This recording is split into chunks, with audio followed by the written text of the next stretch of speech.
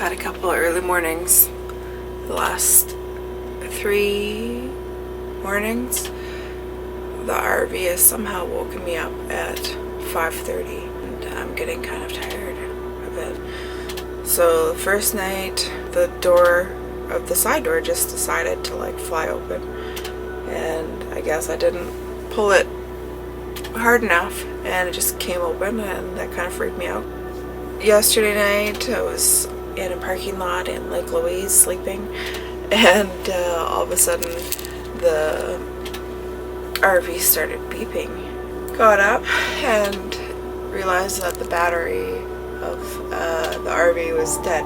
And then this morning I had a feeling it might happen again, and it did. And hopefully the battery will be charged soon and Grundy can go back to bed. And this thing is still beeping.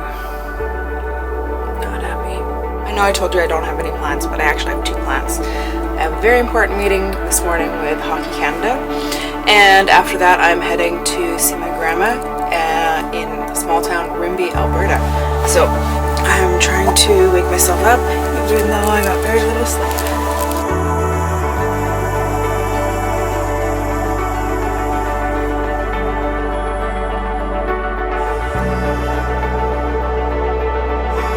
First meeting done. Feeling a little bit more awake now. There's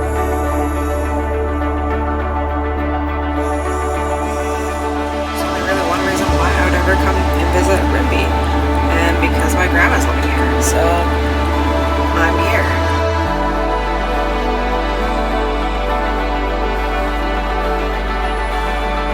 We're in the sports bar right now, and we are the only ones in here.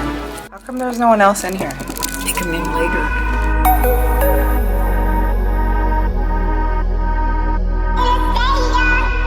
Can I try your scooter? Sure. This kind of reminds me of my electric skateboard. Go too fast. Let's go fast.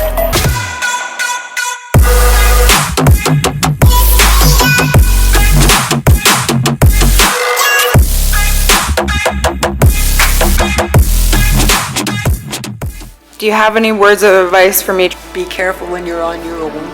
Be careful when you stop, because there's always somebody will be trying to get into your camper. What? So don't let anyone in the camper. And just do it and you'll never forget it. It's the absolute best of your life. I'm always saying, we gotta get going. We gotta get going. Take your time. You may never go that way again.